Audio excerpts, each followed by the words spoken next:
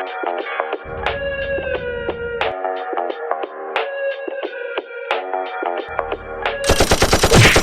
dissing, we don't see the competition. I drop off a ransom note that your art is missing, nigga. Pay us in full with the money, or she gon' get her fingers clipped off like Lil Sonny,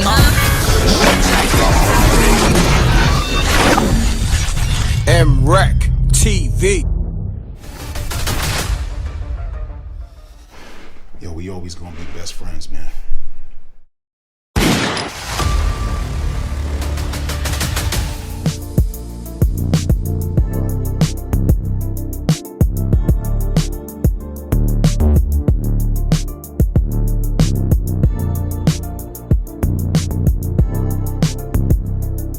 Hey, yo, this is Uncle Ralph Mcdaniels, Video Music Box. Check out my documentary. You're watching Video Music Box, and you're checking me out with my dude, my son, my guy, been down from day one, M.Reck on MRecktv. And you know, and you the biggest game in the game. I love it, man. So when I watch his content, I'll be like, yo, this dude is doing his thing, man. Look at what he's doing, and the integrity, you know, that part too. You know what I'm saying? I appreciate that. Salute. Peace. What's up, brother? Peace, my brother. Peace. How you? Oh, man, I'm glad to be here, man. Thanks for having me, man. Oh, come on, man. This is an honor, man. I got the godfather of this hip-hop content. What's going on, my brother? Oh, man, we you know, we moving out here. It's like when we put this whole thing together, you know, we hope people like it and shit, but they really like it, so I'm happy. That's epic, man. That Showtime documentary on Uncle Ralph from Video Music Box. Epic, my brother. Salute, man. Congrats, too. Congrats. Thank you. Yes, sir. Thank you, bro. Thank you. Yes, man.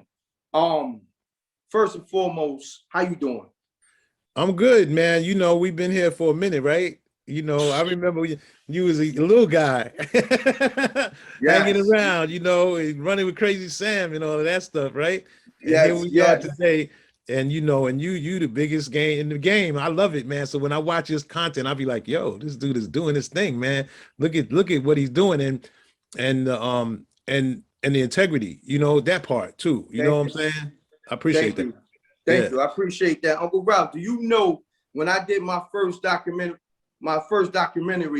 outside of Hot 97, aka 395 Hudson, you called it a classic. That was it for me. Like, I was good. Like, I could have just left it alone.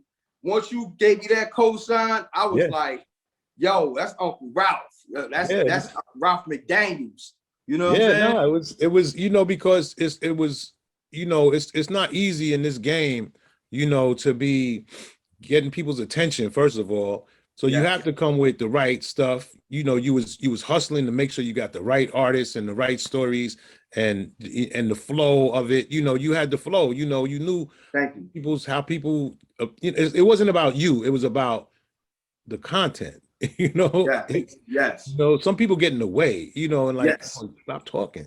You know, but you didn't get in the way. You just kind of like navigated it. You know, and then boom, made it happen. Yo, it's funny you say that, man. I tell people I'm always the sacrificial lamb. Like, because I tell people I do music first, but I love content, but I also love giving other people shine. So, you know, it's ill that you pointed that out. Of course, I mean, this is what you do. So you can easily keen in on everything that's going on, especially with the content. So I want to salute you on that. Yeah. And then also you played my video on Video Music Box 2008, the whole summer, I believe. BK Madness, me and St. Laz had to join. You know what I mean? Yeah. So I want to thank you for that. Got to get that out of the way.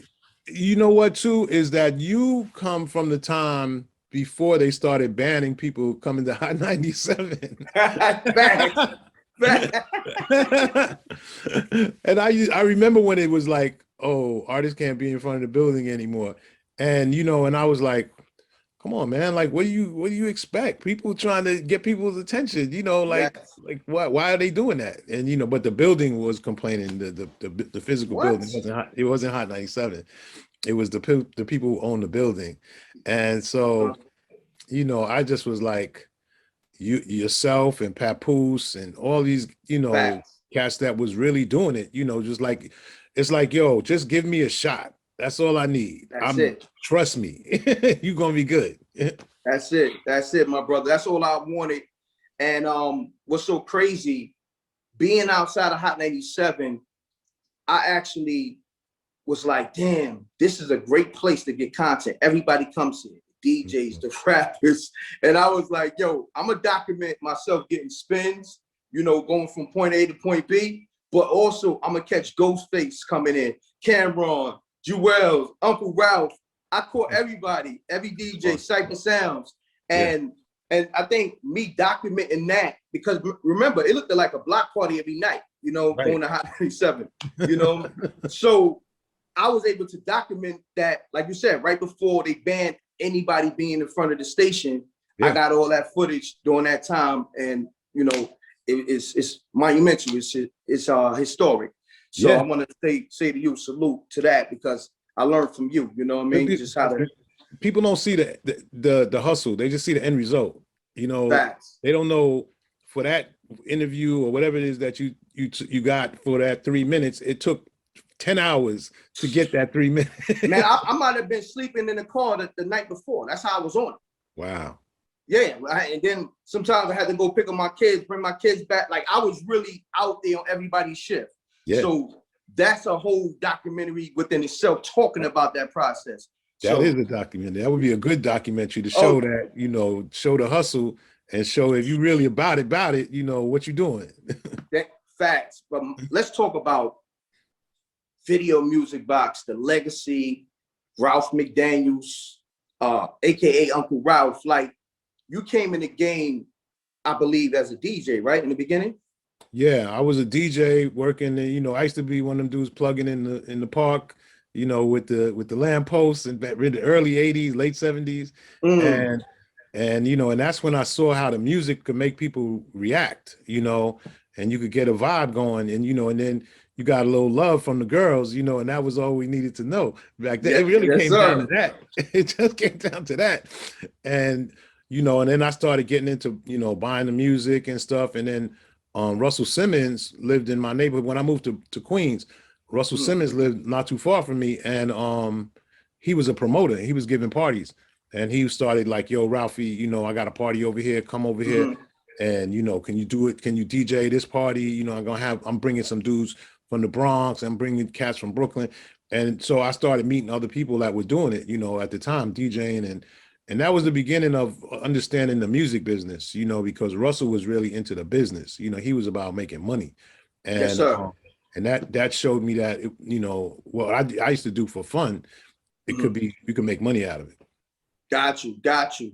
Now, during that time when you and Russell, you know, you had your relationship, is this the starting of Def Jam? It's not quite there yet. Okay. Because he's managing artists now. He starts managing, when he was a promoter, then he's starting to manage people. So he starts managing Curtis Blow. That was the biggest name he had at the time. And Curtis Blow had #1 hit like These Are the Breaks and Christmas Rapping. And, you know, and Curtis was hanging out Curtis is from Harlem, but he was hanging out in Queens. He was hanging out in Queens Village. And so him, and he managed my man, Davey DMX, who had a record he was signed to Columbia Records. And then there was, like, I have this record, I always tell the story, that Russell gave me with Curtis Blow, Christmas Rapping, and he said, I got to get you a second copy because the other copy is scratched. My brother, DJ Run, scratched it. Wow. And this is before Run DMC, so it's DJ Run. Run. Yeah. And that's crazy. And so then Run DMC comes. And that's what gives the idea, that's like 84. And that's what gives Russell the idea to start his own label. Got you. Now, because it's so ill to me that you say that, because y'all both was kind of at your beginning, and he's forming Def Jam, you forming Video Music Box, and y'all already had a relationship. Like, y'all never talked about business, doing business together, like you shooting the videos for all the Def Jam artists and stuff like that? Yeah, I was like, he was fronting on me. I was like, come on, man, let me do some of them videos. But what was happening is that when you first get to the record label, like Def Jam was signed to Columbia Records in the beginning, Sony now. Facts. And Sony had, you know, a bunch of video directors that they were comfortable with using. And so there was no brothers doing that at that time, you know. Got you. And these were the same directors that were doing the Bon Jovi videos and the Bruce Springsteen videos and whatever else was popping on that label at the time, the rock and roll video. So they put them dudes and say, okay, we got these hip hop things. And so you guys are going to do that. And, you know, and that's when we used to look at the videos and be like, damn, man, they talking about Hollis Ave and they, you know, they in Brooklyn somewhere, you know, like it's not matching up, you know? And so the little details that myself and my partner Lionel had were like, you know, like we were telling Russell, yo, man, they didn't get the video right. And he was like, you know, like, yeah, it's cool, you know, but, you know, Columbia's got these guys, you know, And it wasn't until Tyrone Williams from Cold Chillin' came to me and said, yo, I want you to do Roxanne Shante video. And we did Roxanne's Revenge. Then that's the first time you've seen, well, maybe the second time, but on a bigger scale, Marley Marl. Like you heard his name, but you never saw him, you know? Wow. And so you see Marley Marl up in the back scratching behind Shante. And Shante is this 16-year-old girl, and she was a street girl. You know, she got the fur on and the ponytail, and she's, you know, she's that chick out of Queensbridge. And people were like, what is this? You know, like, who is this girl? You know, she was the epitome, the drug dealer's girl. You know, she was that chick with the boots and the whole nine. You know, we knew that girl, you know? And so we were like, yeah, we got to capture that because we know that girl. And all the young girls, you know, saw it and they wanted to be Shante. All, you know, all the DJs was like, they want to cut like Marley, you know? And then we started doing Big Daddy Kane. No, we started doing Biz Markie first. And Tyrone Williams was like, Fly Ty and Mr. Magic are partners in Cold Chillin'. And they said, okay, Biz Markie is next. And then we did Just a Friend, and we did This Is Going On. Hold on, Uncle Ralph. I gotta stop you. You say you did Just a Friend? Yes, sir. Wow. Yeah. Wow, salute, King. I mean, for all your work, but I didn't know you did Just a Friend. Yeah, we did. Lionel directed it. I produced it. We shot that, the whole college scene when he's going to the college to visit. We shot that at CW Post in Long Island. Wow. And so we did that. We did the Vapors when they were on the boat. Did the Vapors too? Yeah, we did the Vapors too. Good Lord. Salute. Yeah. And so that was the beginning of us getting into the music video thing. And then Russell started to see us then. Got you. Then he started bringing us in on videos. Yeah. Got you. That's what's up. As long as he saw the vision. Sometimes it takes cats a little longer to really keen in on what's really going on, but he got a salute to Russell on that. So now you being a DJ, AKA a VJ now, and you, I guess, how do you come up with your format, first and foremost, to play videos? What was that process like, coming up with the format? To me, it was like a DJ, you know, like I have to think about, I got an hour. I got to keep people watching because they could turn the channel and watch something else, you know. Facts. It was that easy, you know, and I was like, all right, we got to keep people occupied. So as a DJ, you know, you want to keep the dance floor crowded. So it was the same idea. Let's keep the TV like the dance floor. And so, you know, there wasn't a lot of hip hop videos in the beginning.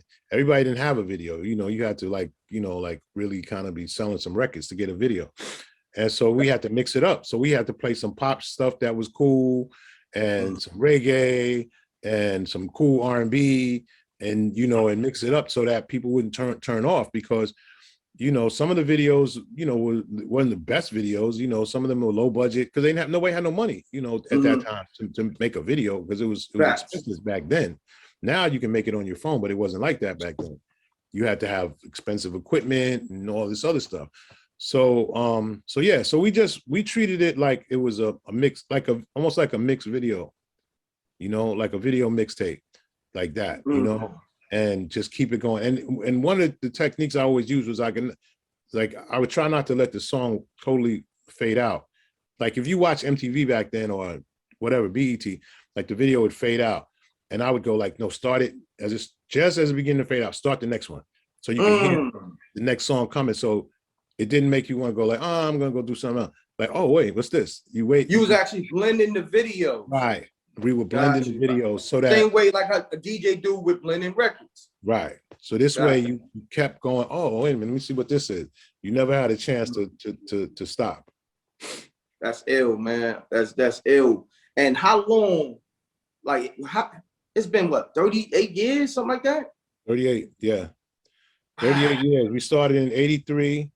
And you know, there was only a handful of videos, like I said, but you know, we knew that young people started checking for us because I was living in Brooklyn at the time when I started doing Video Music Box. I'm born in Brooklyn and moved to Queens, and I moved back to Brooklyn. And so I'm like 21, 22 or something like that.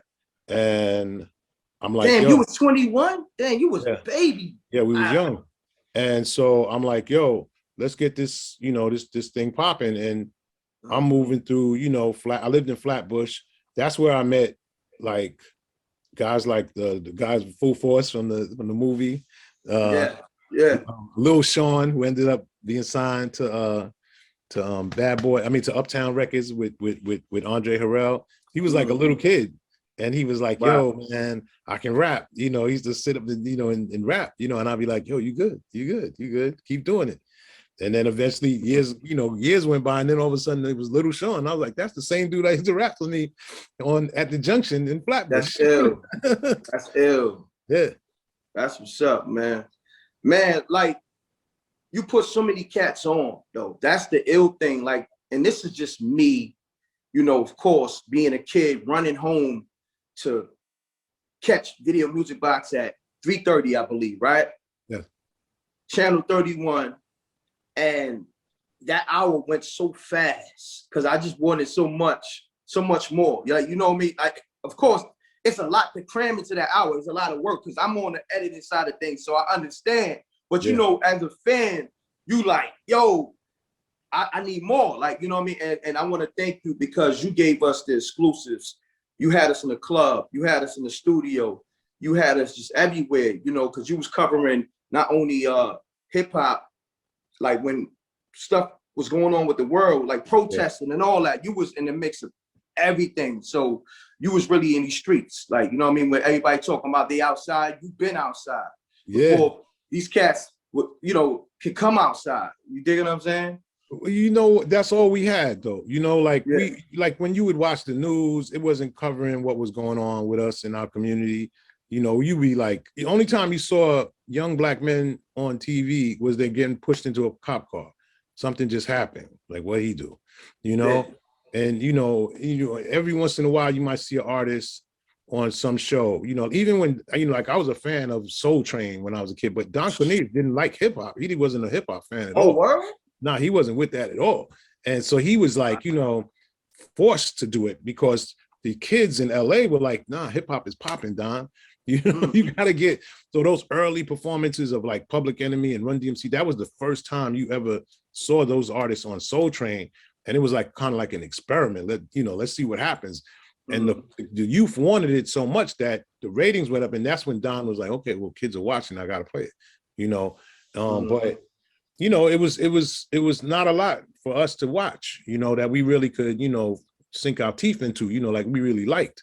And so, you know, when I got the opportunity to do it, I said, I got to do it right because, you know, I was, you know, this is back in the day, we're taking the train, you know, and I was like, in the documentary, I talk about these dudes that was on the train. I was on the number 2. And you know that number 2 train, anything could jump. It was real on those trains in NYC back in the days. Talk to him, Ralph. Finish your story. Yeah. That train and that ride from the junction in Flat, because I got on at the last stop to get to go from Brooklyn to Manhattan, and I had to get the first stop in Manhattan. I was getting off. There was like 10 stops on the train, and dudes was grilling me. And I tell the story like these 10 dudes were like on the train, and they were like looking at me like hard, and I was like, what's about to happen? You know, like something's about to jump off, and how am I going to treat this? So now I could, like, you know, my ego goes, I ain't getting off early. I'm not going to just get off this train. I'm going to walk this out. Let's see how it goes.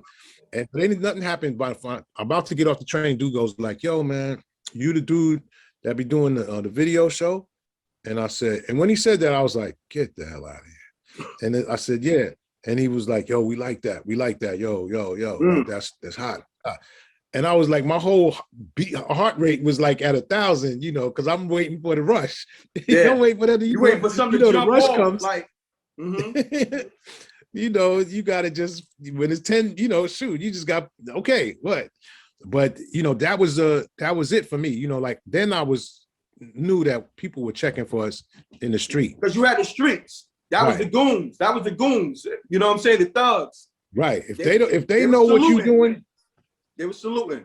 Right. But that's how the goons do it and the streets do it. You know, they more so like they grilling. They like, let me, is that him? You know what I'm saying? They ice grilling, body language. You know, you got to read all that. But that's what's going on in the streets. You know, that's how they give it up. You know what I mean? They from the streets. So, you know, they don't want to come off like groupies. Right. But at the same time, they're like, yo, hold on. Is that Ralph McDaniels? Right. You know, but you know, it's all good. You know, shouts to the goons and the thugs out here in the streets, you know, rapping for Video Music Box and cats like MRecktv and everybody else in the come up. Yes, sir. But now let's talk about, you was doing these videos during an important time. You know, of course you had the 80s, real important, because you had the Big Daddy Kanes, the Rakims, Coogee Rap. Then we come into the 90s, what they call the golden era. And you did videos for Wu-Tang like Cream, I believe. Yeah. Right? Yep. Incredible video. Now during this time, did you do Protect Your Neck too?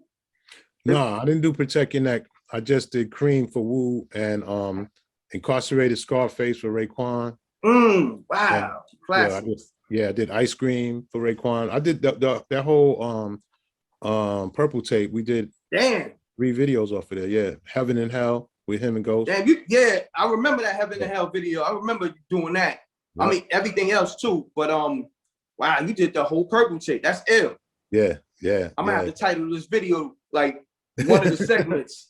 Working with the Wu, what was crazy about working with the Wu is that the Wu represented exactly what was going on in the street at that particular time.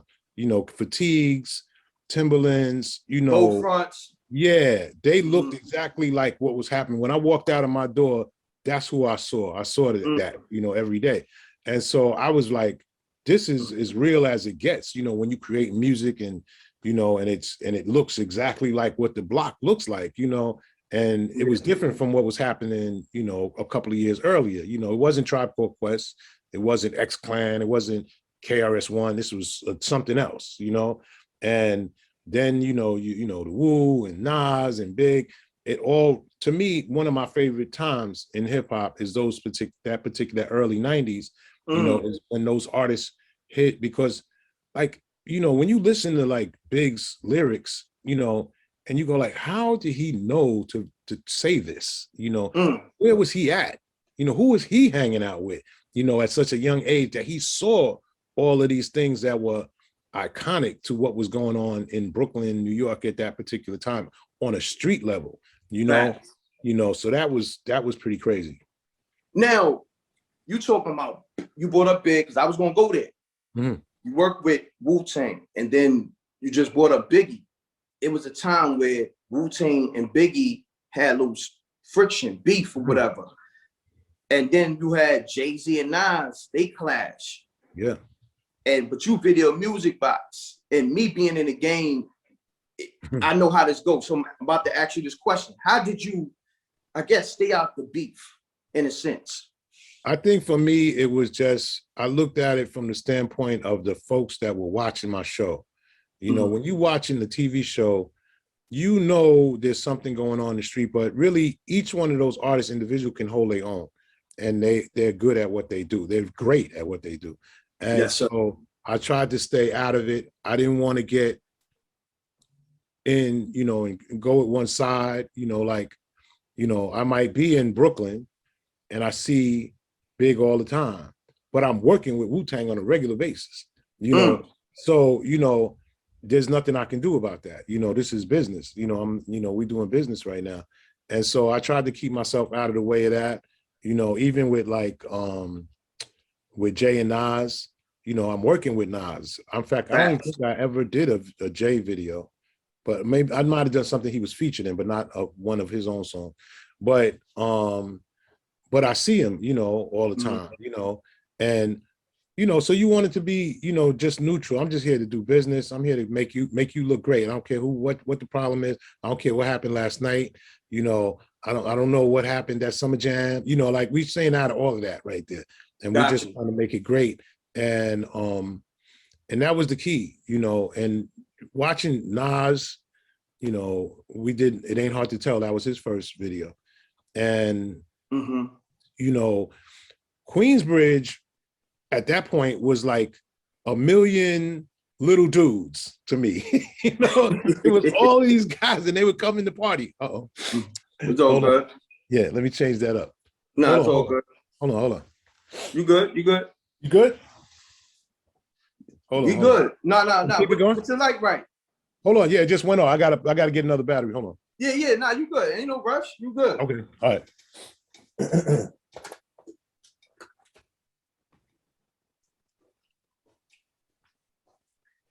Wow, this is amazing right here.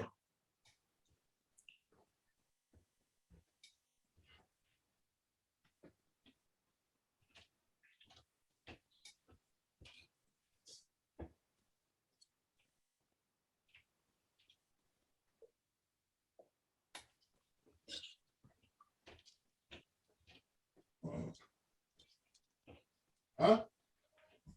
I'm not finished.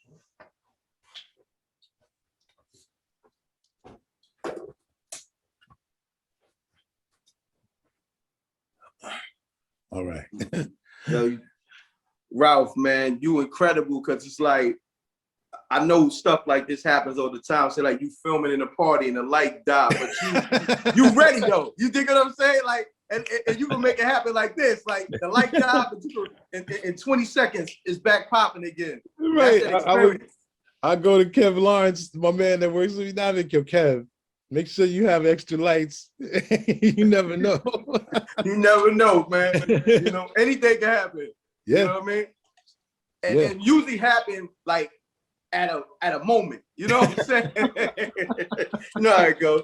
But it's all good. But yeah, you was talking about Jay-Z. I think you said you wasn't you never did a video for Jay-Z. I never did. Yeah, I don't think we ever did a video for Jay, but we did stuff that he was featured in, but not that was his own song. But you know, in during that time, it amazes me that those artists, you know, got through that time, because that was very competitive time. The Bad Boy, the Rockefeller, the whole Queensbridge movement with Nas and Mobb Deep and Wu-Tang, you know, it was very competitive, you know, like it was, you know, if you could make it out of that and still be successful and still out here doing what you're doing, you are great. And that's not even talking about the other artists that were, you know, busters coming out. And this, you know, like this other, you know, that was like an incredible time. You Man, know, Dice Effects. Yeah, Dice Effects.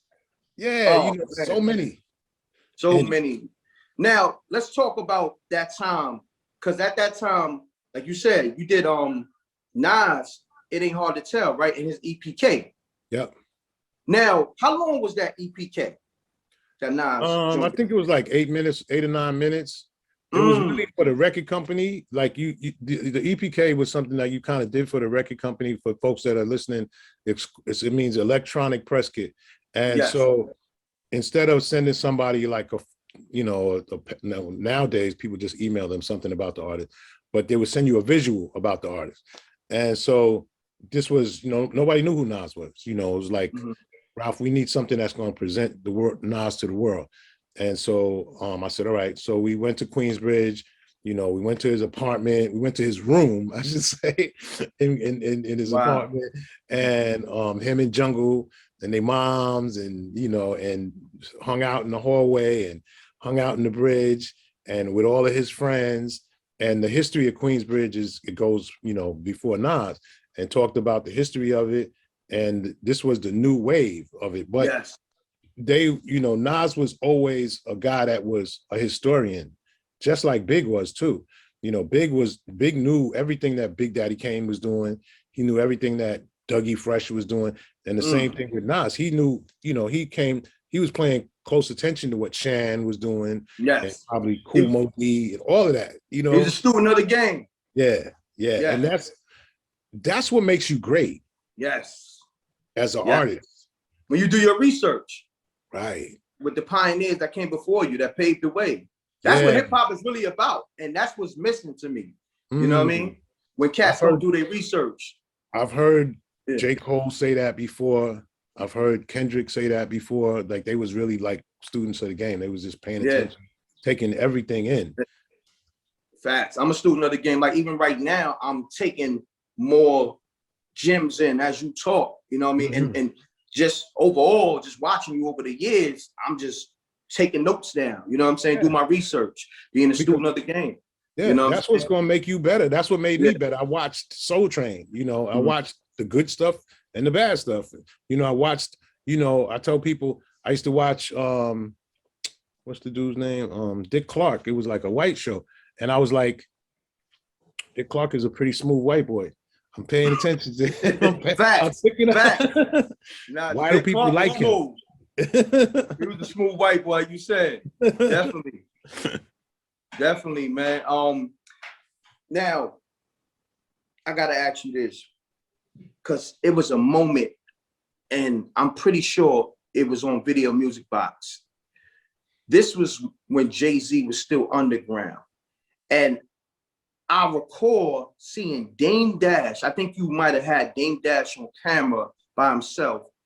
And he was just saying, Jay-Z's going to be triple platinum. And this is when Jay-Z was underground. I don't know if you remember this, but I'm looking at the screen like, is this guy bugging? Because, like, I'm still young, so I don't know the whole law of attraction yet. What you put in the universe comes back. So when he said that years ago when Jay-Z was still underground, and at the time, he couldn't even get DJs to play his record, even if they was paying them. Like, I remember that. Right. So when Dame Dash said that on your show, I believe, and for it to come to fruition, I was like, wow, like he must see something that other people don't. Cause I'm like, yo, this dude must be bugging, but it came to fruition. You know what I'm saying? And Dame Dash was definitely like one of the main people that believed in Jay-Z. And, I saw that moment on your show. You got so much content, so you probably like, I think that Dame had that Harlem hustle, and he knew that he had something that was, even if it wasn't totally there yet, it was special. He could foresee it. He could foresee it, right. And he said, with what I do and what you're going to do, we're going to make this bigger, Yes. And that was a magical thing, watching Dame Dash, Jay-Z, and Biggs, come up. Yes. That was just, it was so important because then they started, the first they was signed to a label, then they had their own thing. And it was like, no, we're going to do it our own way, which everybody wanted to do that, but nobody was doing it. First of all, it take a lot of money. Right. And you're going against the machines. Yes. Nobody could say, people was talking about, I'm going to do my own thing, but they actually did it. And you saw them do it in real time. And you saw them in the club. The Palladium back then, rapping the Benz, the white Benz. Remember the white Benz? What was this? The E350, I believe. Yes. With the Rockefeller logo on it. Crazy. Rockefeller Records. Crazy. Yeah. The first dudes to me to rap a Benz. Yeah. With the rap logo. That was Harlem. Harlem was stunting on you. That's that fly-ish. You know what I'm saying? And Jay's, I'm from Brooklyn. Jay's from Brooklyn. Like that's not even, we can't even think like that. That's some Harlem thing. And that's what Dame brought to the game. And so his contribution is so crazy. To hip hop, beyond what we could even imagine. So when I see Dame now and I see him on, on his talking and what he's doing with his own thing, that's the only way he could possibly be in the game still, if he's doing his own thing.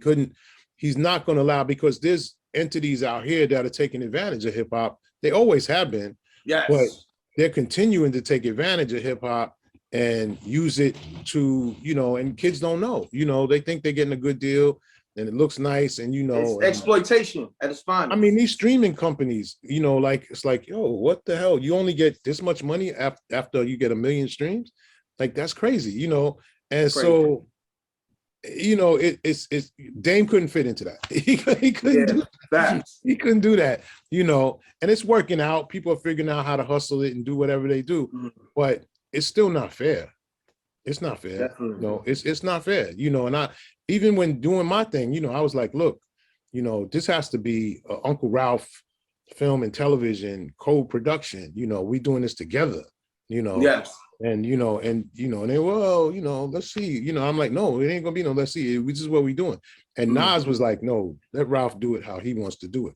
So that was the part that Nas helped out, like that part, like you need it when you go up against these big companies for people that are watching. You need a team of people with you. If they got 4 people, you need 4 people. That's a fact. To talk, because they will overtalk you and think you, and next thing you know, you're like, all right, fuck it, I'll sign it. And then that ain't the way to go, man. You got to have the right team, the right business guys thinking the right way, and then get in, get in the game. Sometimes it's not going to be the best deal for you when you get in, but most artists will tell you, and let me get in, and then we're not going to do that deal again. We're gonna step up the money on this next one here. Yeah, we're gonna renegotiate. Yes, sir. Yes, sir. Yo, Ralph, it's crazy, right? Because this is how I feel. This is just me. This is M.Reck talking. You put everybody on, in a sense, like, because when you played their video, cats either got deals or they record company got behind them. And I don't know if you remember, it was years ago. I seen you in a club. It was in Brooklyn. And I said, Uncle Ralph, man, we got to do a Video Music Box award show. And you was like, my brother, you know what? We definitely got to do that. Get with me on that. It was like maybe like 5-6 years ago. You know what I'm saying? I forgot the name of the club, because I just felt like, damn, Uncle Ralph, y'all got all these M's. Y'all talk about all these millions, and some cats got billions. Right. But Uncle Ralph is still in the grind. And salute to you, because you're a man. You're standing on your own too. Yeah. But at the same time, a lot of these cats got to a certain level because you helped catapult them there. And I was like, damn, they could have threw the alley-oop back. So when I saw Nas being the executive producer and director of this whole Showtime doc for yourself and Video Music Box, I was like, that's what I'm talking about. Salute to Nas, because to me, he's already the GOAT lyrically, but also that gave him another one up on cats, because everybody could have did that. But Nas, being at the fact you did it for Nas, and then Nas do it for you, you do the alley-oop to Nas with the whole EPK and shooting the videos, and then now you get your documentary on Showtime. That's ill to me. That's hip hop to me. So that's ill. So I want to salute you and Nas and Mass Appeal and everybody for making this happen and not waiting, God forbid that you wasn't here. But that was the thing. I was like, come on, man, let's do it, man, while I'm still here, bro. Let's get this thing popping for my family, for, because, when you get older, you just like, look, I want to do it for my family, like, my daughter, grandkids, 100 years from now, like, I don't want people to forget, like we did all this mad work. So, you know what I'm saying? So I'm like, this is mad work, man. But also, Uncle Ralph, let them know you doing all this pro bono, free. Independent. Yeah, I'm independent. I don't have Viacom money. I don't have Sony money. I don't have, all of this stuff. And so, yeah, it was all about us doing it for the fam, for the family to feel good, Wow. and to continue that legacy. Like, we don't think like these big, like, Rockefeller and, like Rockefeller, the white Rockefeller, those names. We have to start thinking like that. Like, hold up, man. We need our name on those buildings. We need our names on these things. Now we're starting to see street changes.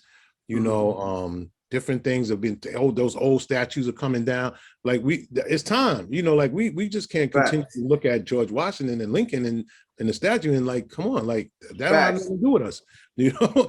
And so all of this is part of that thinking. And, you know, and the younger generation, I respect them for one thing, is that, I shouldn't say one thing, I respect them for this, is that they will not do certain things unless they're getting paid. You know, they were like, nope, not doing that. Yeah, we want 5 million to show up. Yeah, I wish we could have got 5 million to just show up. You know? And they just get, but that's why we did it, right? So we did it, and now they seeing the fruits of what we did. Yeah. You know, because that wasn't happening. You know, we was just happy to get on. Yes. You know, and you know, it was like, I mean, honestly, you know, we took mad L's, you know, but we didn't know it. We just give us a shot and hoped that we got another shot. And that was it. Now, Uncle Ralph, I don't know how in the hell you put all that work in for all those years, and you a hustler. We're not gonna act like, you know how to get to the money, because you was doing the video music box thing. It wasn't like you was getting really paid for that, but you had to hustle the parties. Yeah. That was ill, because you said the promoters was paying y'all $200-300 to cover the party, and you like, these cats making like 20,000. Oh, we could do that. Right. And that was smart of you. Salute. Yeah, we just did it, you know, and you know, it's just a matter of, you know, Diddy says at one point in the documentary, we figured out our worth. We didn't know how much we was worth. You know, at some point you figured out your worth as M.Reck, you know, and like, okay, hold up, I'm worth this. You know? Sir. Yes, sir. Yes, sir. That's it. Yes, sir. I ain't taking nothing less. Right. Yeah. Facts. Yeah. Facts. And that's, you know, it all comes in whenever time it comes in. And, you know, and this is not just for people that are into the music thing. It's for whatever we do, you know, whatever we get into, we make it great. You know, if it's sports, you know, if it's, you know, clothing, you know, we make it great. But the key is to know your worth, so that you can get what you're supposed to get, because I'm sure there's plenty of athletes that ran up and down the court or threw the ball and never got what they were supposed to get, and plenty of designers that never got what they were supposed to get. Yeah. And, you know, and now people are like, nah, we're not doing that. This is it. You want it or you don't. Facts. I want to ask you this, because I know you got years of archive footage. Now, you probably got footage that, you know, you never put out there for whatever reason, like stuff like today will go viral. I know you got probably like something crazy that happened in the club, or maybe somebody said something reckless, and, you know, you having integrity, you probably just said, nah, we ain't gonna put that out there right now. But you see how the game is now. I know you sitting on golden footage that, yo, you know what, if I put this out tomorrow, it's gonna be everywhere, on every media platform. I tell you this, right? When we started doing the Showtime documentary, they were like, send us all the footage so we can look at it. And I was like, I can't do that. Nah. I can't do that. Because there's stuff on here with artists talking crazy. And I'm like, no, this will definitely leak out real fast once y'all see this. So, you know, I had to handpick what I gave them. Wow. But, you know, I'm pretty sure there's, you know, back in the days, this content, there are songs out that you can't even play right now. You know, like just, you know, you can't say nothing. You gotta be real careful. You know, what you say, next thing you know, people be standing out in front of your building protesting you, you know. So you gotta be real careful. Movement and all that, all of that. You gotta be very careful of what you say and who you say what about. And, you know, it can be your opinion, but you don't, be careful. And so back in the 80s and 90s, artists said stuff that definitely couldn't get played, you know, now. And so, you know, things come a long way, and, you know, and I don't know if it's good or bad, because people sometimes they hold their tongue and they don't want to say things, and talk it out. You know, like, let's just talk it out. I don't have no problem with talking out anything. Let's just talk it out. You know, but it can't be one-sided, you know, like we just don't talk about it. You know, like, come on, some things we gotta have a conversation. It's all good. I'm not afraid to have a conversation about it. Let's do it.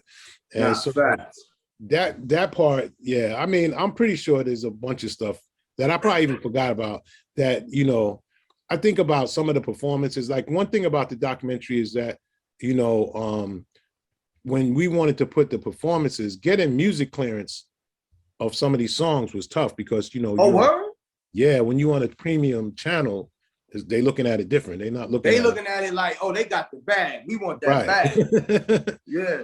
So a lot of performance stuff wasn't in there that originally in my mind I wanted to have in there. So you know, that part is kind of tough. Some of those people, and it's not even the artists that own some of these publishing. It's some guy who bought it, you know, and you know, we like, yo, man, this is for the culture, you know, and they like they like laughing at you like, yeah, for the culture, That's crazy. Oh man.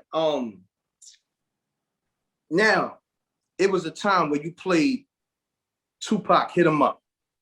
Yes. I gotta ask you this because that was a real tense time in hip hop between Biggie and Tupac and Bad Boy and Death Row.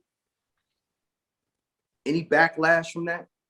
Nah, no backlash. You know, we were friends. I was friends with Pac, and I was friends with Big, and it was, you know, it was competition, you know, and it wasn't no backlash because I knew that people were aware of it and they wanted to see it. So either you know, you like if you were enemy of Pac or you hate Pac, let me see what he just did. You know, let me see what just happened. So the streets was talking about it, like, yo, you seen the video? You seen the video? You seen the video? And so we had to play it because people wanted to see it. Now, you mean to tell me Diddy didn't call you? Nah, no call. Wow. No call. You know, it was that's what we were doing. You know, it's like, you know, if artists had beef with each other, we were showing both sides. You know, we were showing neutral. Yeah, we were neutral. You know, and even though I was at that time, I live in Brooklyn. So that's what I'm saying. You playing Tupac, Hit 'Em Up. You live in Brooklyn. Matter of fact, you had a store for years. Yes. In Eppensfield, I believe. Yeah, right down the block. Yeah. Right. What's the name of that store again? Uncle Ralph's Urban Gear. Yeah, yes. Right there in Crown Heights. You know, we used to have the block parties out there. Like that's like epic footage. I remember we bought Big Pun out there. Yes. Joe. MOP was like one of the best performances ever out there. Whole Brownsville, East New York, Crips on one side, Blood on the other side. Everybody was just on the love that summer. And, you know, and the police didn't even understand, like, how is this dude doing this? You know, they wanted to stop me. They did stop me eventually from doing that because, you know, they make money off of people fighting against each other. And we were just, everybody was having a good time. It was like, no, we're not doing that today. This is Ralph. You know, this is Uncle Ralph. We're good. You know, we're not doing that today. We're here for the performance. As long as, you know, we keep everybody entertained, keep the movie, the right music, you know, whoever was on the set, my man, JC Jason, bunch of other cats, you know, we would just make it move out there. And then at the end of the night, you know, make a little announcement, you know, everybody get home safely, man, you know, take it easy. I know, you know, y'all against each other, but please, man, get home safely. And 95% of the time, it ended like in that way, in a good way. Got you. Now, also, my man, Kevin Lawrence, he gave me a gem. He said, make sure you ask Uncle Ralph about the stolen cars, something like that. Yeah. That was crazy. That's when I lived in Flatbush. And so I had one of them Jeeps, you know, the Cherokees when it was new. You know, it was a little hot little joint with the speakers in the back, the big log speakers in the back. And so I came home, parked my car, and me and the wife went to the movies. And I took her car. We came back from the movies, and I lived in an apartment building, so there was a parking garage in the basement. I come in and I'm looking, I'm like, didn't I park my car in the basement? Like I could have parked on the street too. But I was like, I could have swore I parked in here. So I'm looking where my car, you know, my spot. I got a spot. I paid for it. So I walk over, I see glass on the floor. I'm like, oh man, these dudes got me. They got me. Yeah, because the garage door was broken and it open. So I was like, all right. So maybe that's like, I don't know, maybe like 11 o'clock that night. Like around 1 o'clock, somebody paged me. That's the pager days. And so I called the number back and said, yo, this is Ralph McDaniels. I said, yes. He said, you got a burgundy Jeep? And I said, yes. And he said, my man stole it. They got it. I got it. They brought it to me. And, you know, you can get it back. Just meet me. Don't bring no police. Just meet me in Brownsville. Oh, wow. So I'm thinking this could go any direction. Yeah, they could be lining you up. Right. This could go any direction. So, you know, I get my people and I said, look, I'm going to pull up in the block. I'm telling you exactly the block. Y'all pull up from this block. Y'all pull up from that side. And let's see how this, and I'm going to stand in the middle of the street and let's see how this plays out. And so I stood in the street for like about 10 minutes. Nobody came. And this dude was sitting he was sitting on the stoop. And then about the 10 minutes, he got up, he said, yo, Ralph. And I said, yo, he said, I'm the dude who called you. So I was like, he was sitting there the whole time I was there. And so I said, what's up? He's like, yeah, my peoples, they do what they do. They usually bring it to me and then I buy it, whatever it is from them. I said, nah, this is Ralph, because he seen my business card in it. And he said, nah, you can't do this. This is Ralph. He said, they tight right now because they thought they was getting some money. And so he said, nah, this is Ralph McDaniel. You can't do this to Ralph. And so, you know, I got the Jeep back, drove home, and that was it. That's crazy. That video music box, Uncle Ralph juice card is phenomenal in the streets.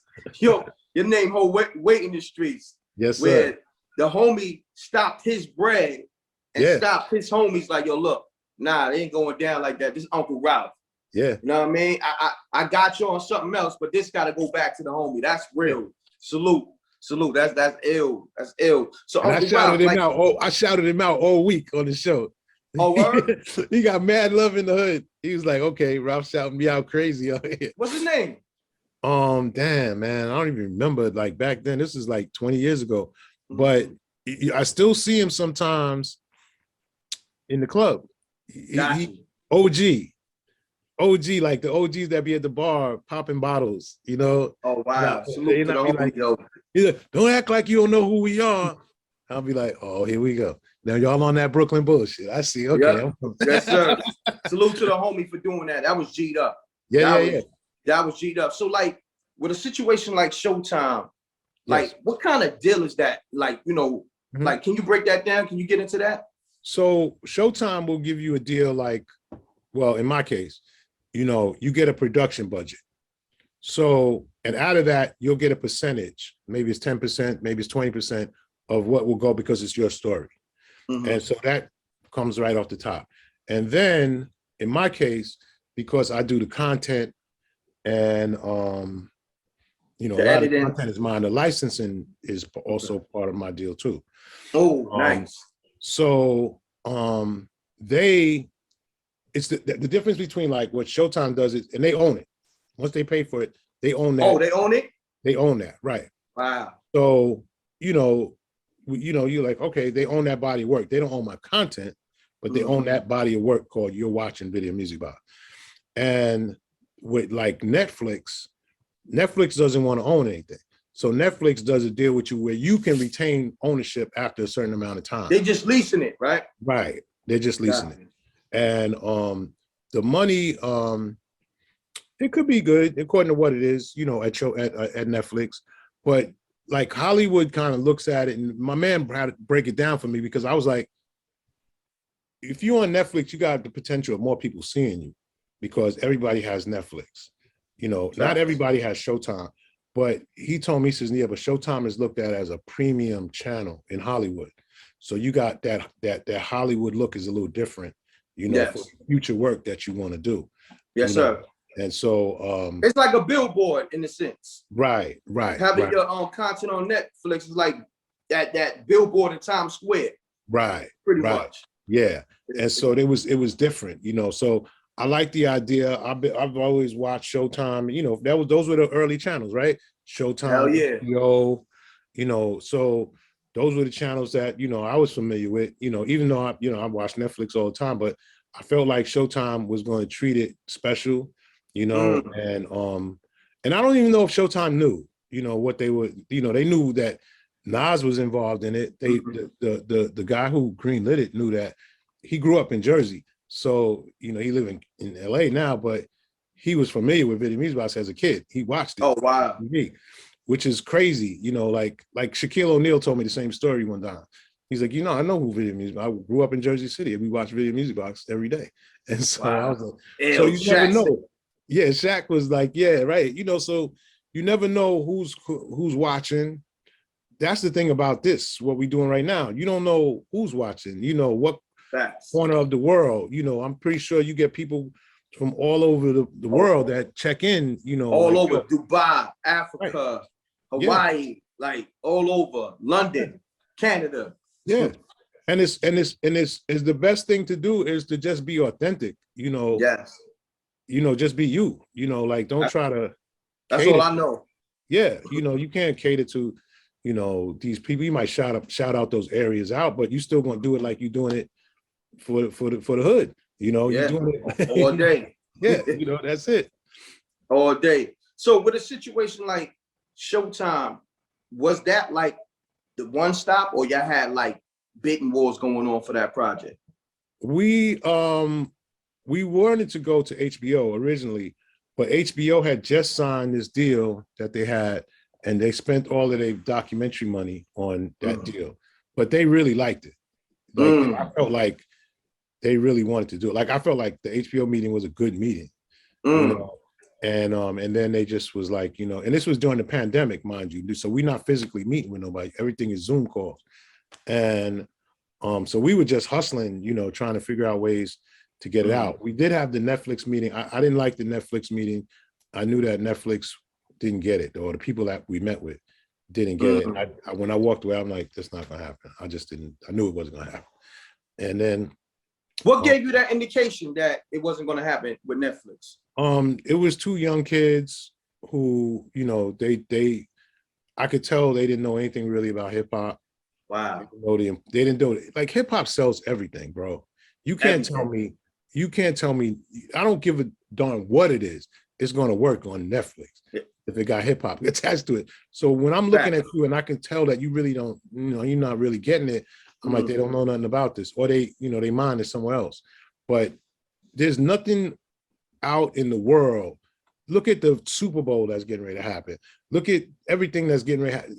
Hip hop is moving. It's involved with everything. Yeah. So if you're not, especially me, you know, with the content that I'm bringing to the game and the interviews, come on, man. You know, I'm telling you, we're gonna have Nas, we're gonna have this person, we're gonna have that person.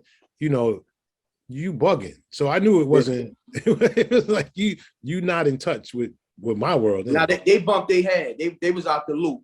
Yeah. I want to ask you this because looking at the doc, you got, of course, Nas, Jay-Z, Diddy.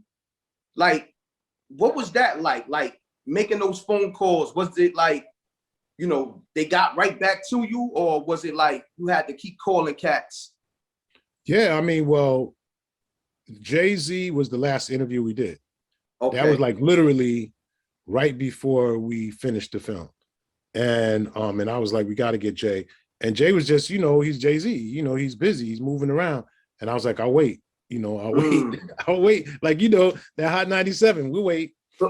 Yeah, I was out there waiting hours, days. We did that. I'm like, I'll wait. You know, I did the same thing with Hov. And so he was the last one, the last interview that we did. And I gotta ask you this, just cause what was that waiting process like? Was that 2 months, 3 months, a year? No, like a month and a half. Oh, that ain't bad. That's not bad. No, it wasn't bad. Because we shot this thing in 7 months. Oh, nice. Salute. Yeah, we shot the whole thing in 7 months, which was incredible, which I didn't plan to. I wanted it to be a year. Like, you know, there was so much stuff that we wanted to put in that we just didn't have the time to put in. And so, but you know, the best interview, well, I shouldn't say the best, but the most the happiest I got was when Mike Tyson. Because Mike Tyson, like, I'm a fan, you know. That's Brooklyn, you know. Come on, that's Brooklyn all day. That's Brooklyn chant. That's our chant right there. Yeah. And so when I see Mike sit in that chair, I was like, I can't believe we got Mike Tyson here. Yes. So for him to do that, and you know, and then, you know, I just took him to the era, and then he just started like, yo, you know, because this dude and this one and that, and he starts naming cats that he was running with in Brownsville, and you know, and we used to be in the club, you know, and there's so much stuff that's not even in the doc that he just was just, you know, even though he's the champ and he's out there boxing and fighting in Vegas and all this stuff, he was coming home, and then because you had a party, Ralph, at this place, and I was there, and I was like, you know, like, how I missed that? Yay.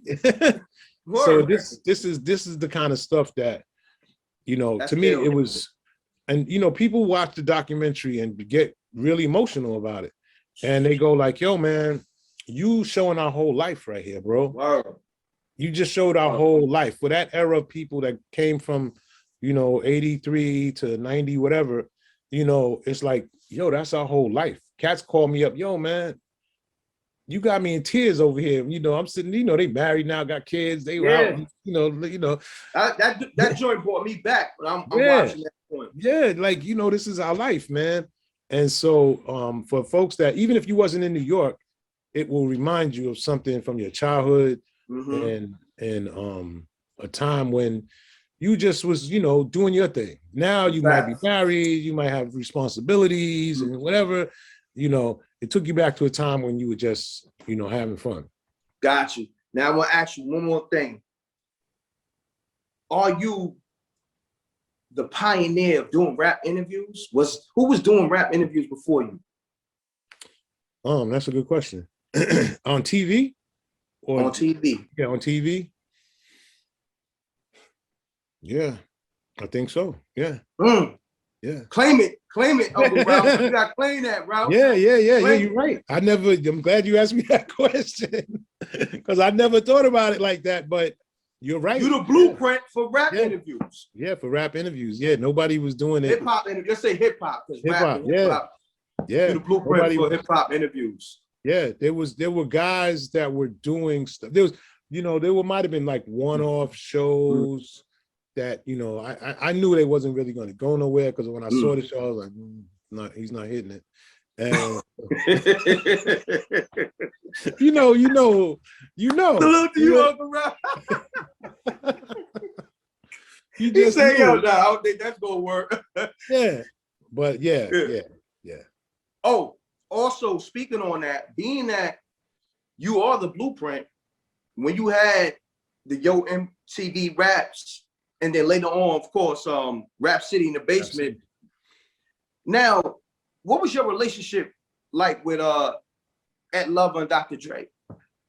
It was good. You know, we Ed Lover grew up in Queens, not too far from me. And Dre was from Long Island, so I knew him. He used to work at the college. Fab, which we didn't know back, you know, in the early days, but me and Fab grew up damn near on the same block. Wow, that's crazy. Fab Five Freddy. Yeah. And so, and I used to see Fab, you know, when I first started going to the city, you know, because at first we were just in Brooklyn and Queens. Then we start going into Manhattan, into the parties. And, you know, Fab was like that. He had that vibe, you know, he could fit in. He had that gift of gab, you know, he could talk that talk, you know, like a pimp almost, right? And I was like, who is this dude, you know? And you know, so you saw him all the time. He was hanging out with the models and all of that kind. He was in the scene like that. So he had that swag. He had whatever it is. He still got it. Yeah, he still got it. You know, I'd be like, yo, Fab, man, you a great man. You know, you are a great man. He got it. Yeah, he got it. Now, Uncle Ralph, I know this is gonna be a tough question because you probably interviewed everybody in the world. Now, when it's all said and done, is it like 5 artists you would love to interview before you close out, you know, the whole chapter? You know what I mean? Because I'm pretty sure, you know, you're going to continue doing this, but I'm pretty sure you got other things you want to do. But before it's all said and done, is it like 5 artists you would love to interview? Because there's certain questions you want to ask at this moment in time. Could you name them right now off the top of the head? I never interviewed Dr. Dre. Say word. Never did. I've done Ice Cube. I've done Snoop, but I never did Dre. I've done MC Ren. I've done pretty much Eazy-E, all the members of NWA, but I never interviewed Dre. Wow. Right, well, you know, I did do something with Dre one time, but it wasn't for Video Music Box. It was something I was working on. So I'd love to sit with Dre because just Dre's vision and from being there from the beginning. From an artist standpoint, it probably on the hip hop side, there's not too many hip hop artists that I haven't unless they're new. You know, like I really like J. Cole. I like, you know, Future. I like the kid that just had the problem with the concert. Travis Scott. Yeah, I like his style. You know. What about Drake? Yeah, I'd like to probably interview Drake. You know, I thought that was something cool that him and Kanye did for the fans. Yeah, that was dope. Yeah.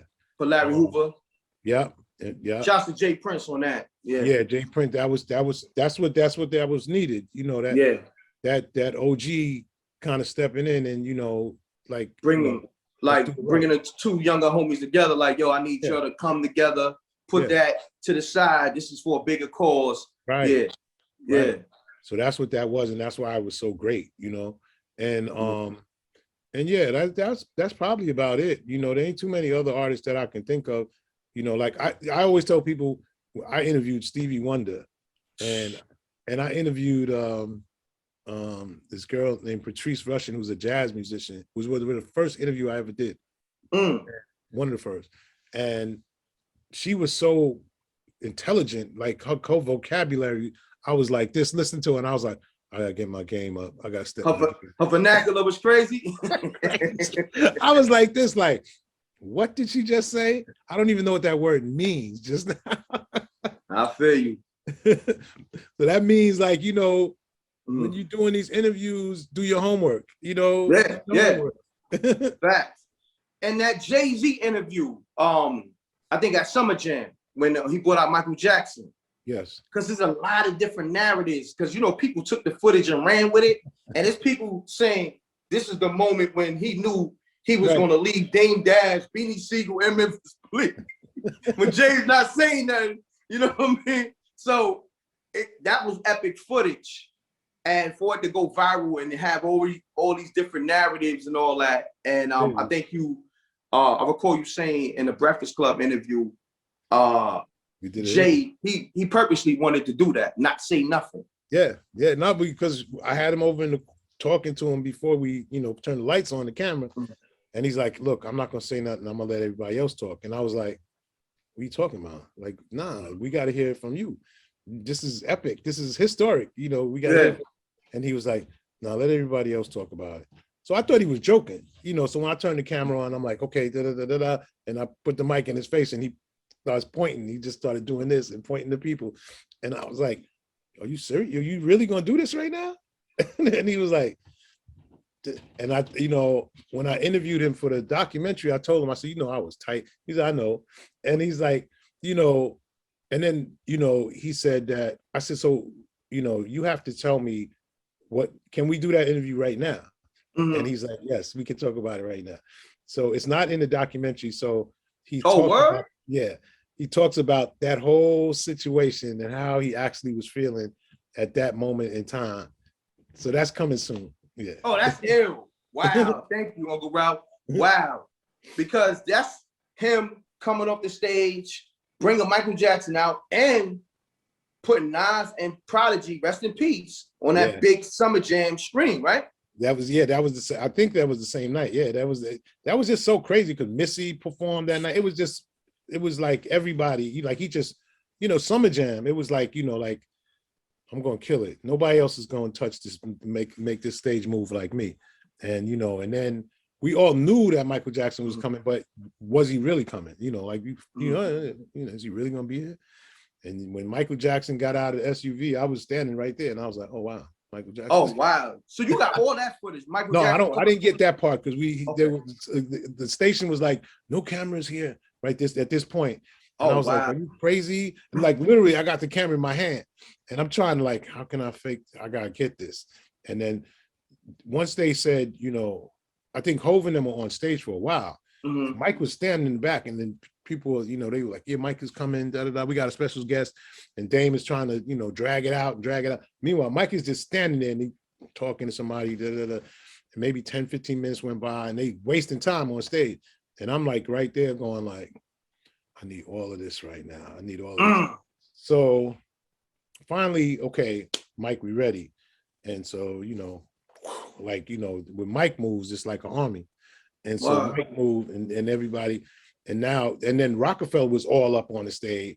So, you know, it's just a lot trying to navigate through the crowd and get your camera. Catch Mike and catch a little bit, right, you know. So yeah, so there's some content, there's some footage of Mike, you know, coming up on stage. It's a little shaky because there was just too many people, but there's some footage of him coming up on stage. But just to watch that whole night and the way it went was, I was more happy for Jay. You know, like, you know, Mike is Mike, but Jay-Z, in fact, when they put Mike on this is like plastic surgery Mike.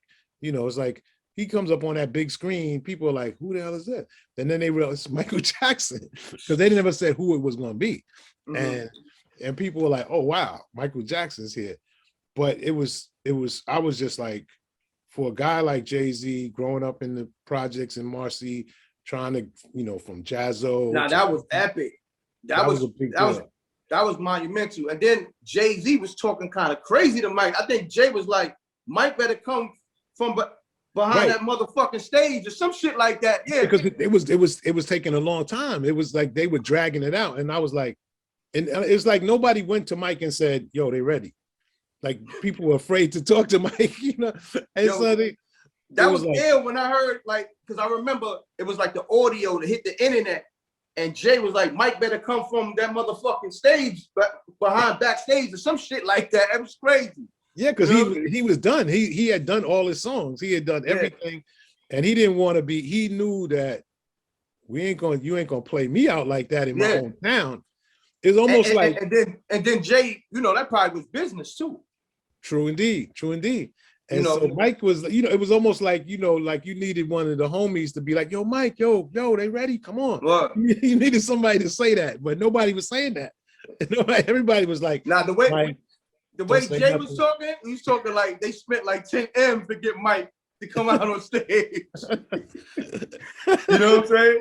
So, you know, that was ill. That's an ill moment. So I know you got some type of Michael Jackson footage and all that. And I know it's people probably like lining up to bid on that footage. I know that.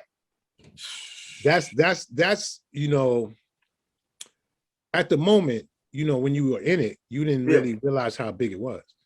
You just knew it was, you know, you knew it was big, but, you know, everything was big at that time, you know. And so, you know, because, you know, like Michael Jackson is Michael Jackson, but Jay-Z's hot. Nas is hot. You know, Mobb Deep is hot. You know, like Michael's cool, but we really, you know, we messing with the hip hop, you know. Yeah. So, you know, it's one of those nights where you go like, wow, I'm glad I was part of it. And I told Jay, I said, I never wanted to be part of that because you didn't talk it. I felt like you played me out. And so he was like, it's funny how we get connected to things that we never know that could define our career in some way. I said, yeah, you're right. You know, he said, there's things that I'm connected to that. Yo, that's so ill. The connection and everything that's a part of that. That's ill. I'm gonna ask you this. Doing that EPK for Nas, it was ill. So nobody else like stepped to you like, yo, I need that same look you gave to Nas, that same EPK style you did for Nas. Could you do that for me? Yeah, I did it for Lord Finesse. Oh, word? I did one for Lord Finesse, which is kind of dope too. And maybe one or two other ones. At that point, I think that the way media was changed, like hip hop was already established in itself. So, you know, it's like you ain't have to go through all of that. You might have a listening party now. You could see the artists up front, and people were coming. You know, but this is the days when people were like, "Well, no, nah, we're not going to that hip hop concert. The people that worked at the magazines and things like that. But now it was like, okay, now we got, you know, Rob Love. He's running things in that department. Yeah. Or, you know, the guy, whoever that brother was that was working in the promotion department. Now we got these dudes, so they know how to get the right people there. But before that, you know, they wasn't coming. Those magazines like Billboard and stuff like that, they wasn't coming out to no hip hop events. They was like, nah, we'll pass on that. But that EPK was so dope that, to me, like looking at it in hindsight, it's more like a documentary.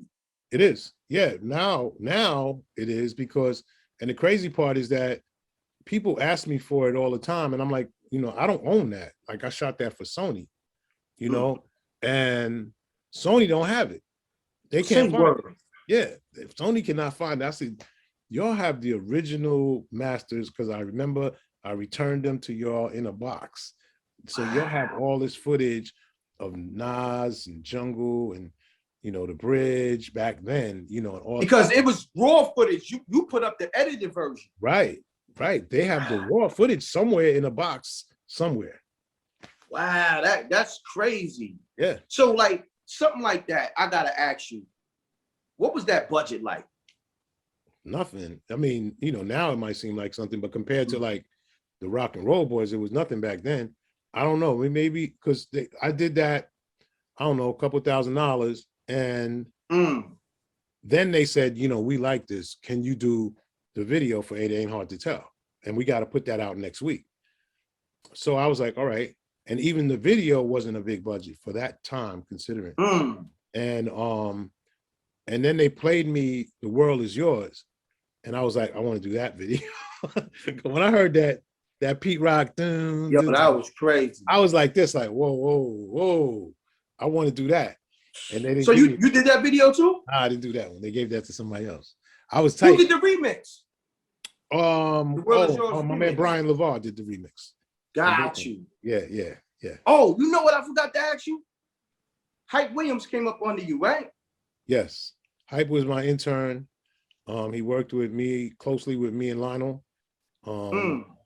And we gave him a shot. You know, people wanted us to do certain videos, and we were like, no, we got this kid named Hype. You know, he's decent, you know, and then he. What year you talking about when he was under y'all? This is early 90s. Like, I remember giving Hype a video like 91, 92. And then Hype did Mike Geronimo. Yes. Yeah. Yes. Shit Real, right? I think it's called. It's Real, yeah. And that's Irv. Real, yeah. That's Irv's first artist. Yes. Irv, yes. That's before Murder Inc. That's Irv Gotti. Yep. And you know, and then Irv said, Ralph, you gotta play this. And I played that video every day, Mike Geronimo. Because it wasn't getting played like that. Yeah. You know, shouts to Mike Geronimo. That's my homie Chris Gotti, Irv Gotti, that all of them, Dex Diamond, Murder Inc. Those the homies. Yeah. And so that's what really kicked off to me. For Hype. Murder Inc. You know, that made that jump off. And then with Hype, you know, he did after I did Cream, he got to do Simple Then from Raekwon. I mean, yeah. Oh, Can It Be Also Simple? Can It Be Also Simple Then? And that made, you know, a big statement for him, because that group was moving at that particular time. Facts. And so all those little moments is what helped it to get to, you know, Belly, you know. Yeah, so, I was gonna get into that. That's crazy. So when he got the Belly budget and situation, did he reach out like, yo, Ralph, be a part of this? Or no, not at all. You know, Hype was already doing his own thing by that time. And you know, I used to tell Hype, you can't go over budget on everything. And he tend to go over budget, which is what happened with Belly. Yep. Same thing. And I said, he was doing the same thing with us. And I was like, you can't, you know, he's like, I just want to make it great. But you can't spend the driver of the van's money. You can't spend, you know, the lady that cooked the food's money. That's what you're doing right now, bro. You can't do that. And you know, and later in life he realized that, but at the time, you know, he was in a moment. Yeah, he was being great, you know, and I get it. But we had to look at the big picture of it, you know, and that was an issue at the time. Got you. Now, close this out. Would you ever do a movie like Belly or some type of hip hop orientated movie? Yeah, there's a lot of stories that we haven't told in hip hop or street stories. You know, there's a lot, you know, things that you see and just in passing. You know how it is. You know, you're a visual person, so you see stuff. You know what I'm saying? And they haven't changed, you know, from the 90s till now. Some of these things that we see when we're walking through them blocks. And those are stories behind all those people, all those faces that we see. And, you know, so I encourage, you know, more hip hop stories and keep that music in it, but keep that, you know, there's things about our culture that everybody don't know. You know, you ain't been to that block. You ain't been in that building. You know, you ain't been through, you know, these situations that it's just some Black Latino shit, you know. I can't explain it to you, bro. Word. You just had to be here or you know, just experience it. You know what I'm saying? Facts. Uncle Ralph, man, I appreciate you. I ain't gonna take no more of your time. I'm trying to squeeze you for everything, but you know, this is gonna be one of many because you my brother. Thank you, brother. Let them know how they can watch the doc. I know it's on Showtime, but just, you know, some cats, they still out the loop. Yeah, you can watch it now. It's on Showtime. It's called You're Watching Video Music Box. I think there's a Showtime YouTube channel that, you know, you navigate through it. You can open it up and watch it on there. You can follow me at Video Music Box on all the social media, you know, any of the merch, the shirts and all that kind of stuff. You know, we got that on videomusicbox.com. And we come on still, you know, Saturday nights at 12 midnight on channel 25 and 22 in New York. And it's Thursdays at 2:30 a.m. So we still out here, look for more stories. Yes, sir. What we just did and continue to, you know, just push the culture along, you know, and uplift, you know, our people. And more importantly is just hire our people, because sometimes we don't see our people on set, you know, like that was one of the main things. When I worked on set, I was like, we got to get more Black people here. You know? Salute to you on that. Yeah. Salute to you on that. Hey, yo, this is Uncle Ralph Mcdaniels, Video Music Box. Check out my documentary. You're watching Video Music Box, and you checking me out with my dude, my son, my guy, been down from day one, M.Reck on MRecktv. Yo, we always gonna be best friends, man.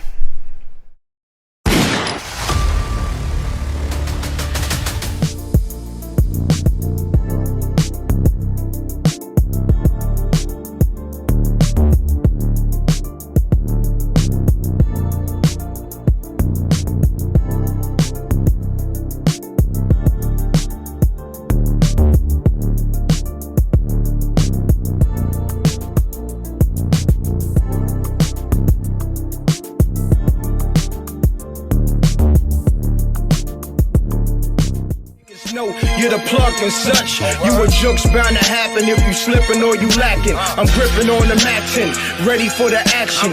Shots to make you break dance and have you do a backspin. I got more kicks than karate flicks. My whole team pushing Maserati whips. You on IG liking thotty pics.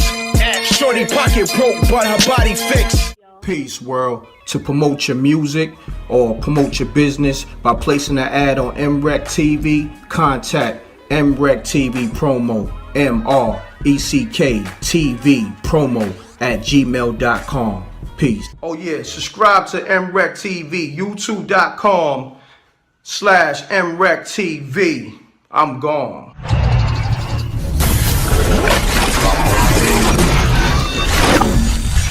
M.Reck TV. It's got a music.